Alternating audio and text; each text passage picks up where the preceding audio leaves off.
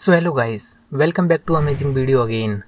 So in our previous video, we talked about the first space race, which was between USA and USSR, and हम hope करते हैं कि आपको वो video अच्छे से समझ आया होगा। अब हम इतने लकी या फिर अनलकी थे कि हम फर्स्ट स्पेस रेस को एक्सपीरियंस कर पाते, पर अब मैंने अनलकी इसलिए कहा क्योंकि that era was the cold war era and one single button and humanity boom. So अब नेचर ने हमें एक और चांस दिया है स्पेस रेस को एक्सपीरियंस करने का, and this time the competitor of super power USA is not USSR but China. And one thing to note about कि ये स्पेस रेस सिर्फ गवर्नमेंट ऑर्गेनाइजेशंस ही नहीं बल्कि प्राइवेट कंपनीज भी लड़ रही हैं। सो चलो यार, आज हम इसी के ऊपर थोड़ी चर्चा करते हैं in our video titled space race 2.0। So यार, जैसे फर्स्ट स्पेस रेस को यूएसए ने बड़े अच्छे से जीत लिया as USSR stayed in orbit only, and USA showed कि हमारा बड़ा है by landing on the moon.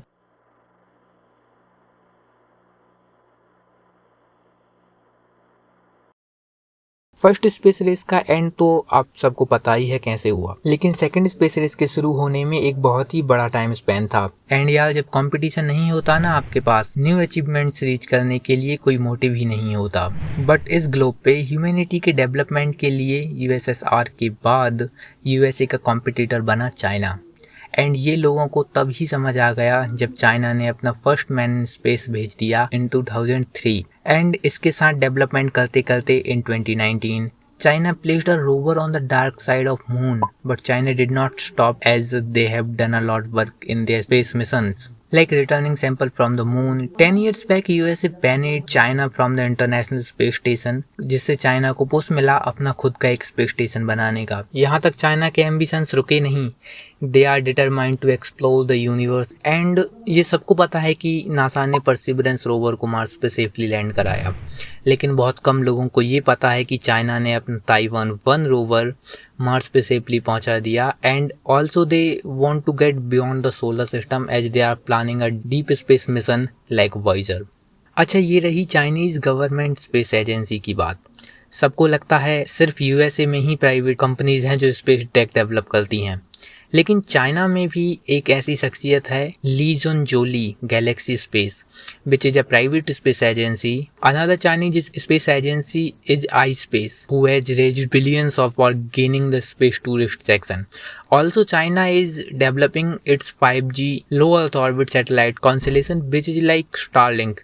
And also उन्होंने इसके लिए गीगा फैक्ट्रीज भी establish करना शुरू कर दिया है। Now this all says that China is developing with tremendous speed in the past years. But where does US standing in this era? After US retired space shuttle, it has not done some things very impressive. And उनके लिए जिन्हें मरने वाली situation आ गई थी जब space shuttle retire हुआ, because उनके पास कोई भी रॉकेट नहीं था जो astronauts and resupply international space station तक लेके जा सके। एंड यहीं रशियंस ने मौके पे चौका मार दिया, जहां उन्होंने मन चाहे रेट्स पे यूएसए को लॉन्चेस सेल किए, और यहीं एंट्री होती है स्पेस एक्स की। यूएसए को गधे से निकाल के फिर से उस क्राउन पे बैठा दिया with their falcon 9 and dragon capsule. NASA is now lacking, just take the example like James Webb Telescope, which almost took 25 years to build and launch. Yep, that's not a joke. Just think, USA ने 10 साल में humans को moon पे उतार दिया था, and सिर्फ एक टेलीस्कोप बनाने में 25 साल लग गए। Let's talk about NASA's future mission. So currently NASA is working on Artemis mission, जिसमें वापस मून पे जाना चाहता है अमेरिका, एंड उसके लिए स्पेस लॉन्च सिस्टम SLS को डेवलप किया जा रहा है, which is too late from deadline, and also whole Artemis program is way behind. Now let's talk about US's private company.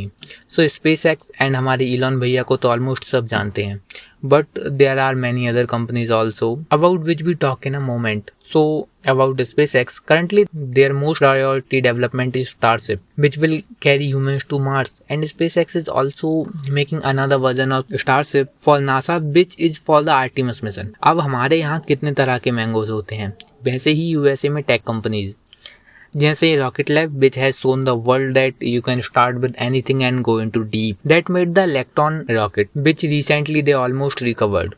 Currently they are working on their Neutron rocket, which they announced in 1st March 2021, which will carry 8 ton to low Earth orbit. The future of space is again rising with new players and new tech like collective partnership program of CNSA and Roscosmos, who are working together for permanent settlements on the moon. Chinese space firm iSpace, who are working to develop reusable ships for space tourism. NASA, who is giving funding for private players in USA. Develop tech again.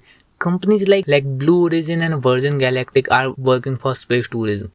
And recently blue origin ने कुछ ज़्यादा ही अमीर लोगों के लिए sub orbital rocket ride शुरू कर दिए with their New Shepard rocket and they are working on their reusable rocket program which is the New Glenn. So development is on track. The entry of China and SpaceX gave a boost to space sector, which was down from decades.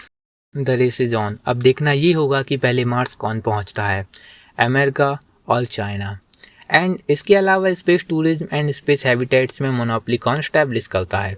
इसी के साथ that's all. इस topic पे future में और भी videos आने वाली हैं, सो स्टे ट्यून्ड. एंड अब सबसे काम की बात, अगर आपको ये वीडियो जरा सा भी अच्छा लगा हो या इससे कुछ भी सीखने को मिला हो तो इसे लाइक कर देना. आपने मेरी वीडियो देखी, मुझे बहुत अच्छा लगा. And on this note, scientific land signing off. Meet you soon. Bye bye.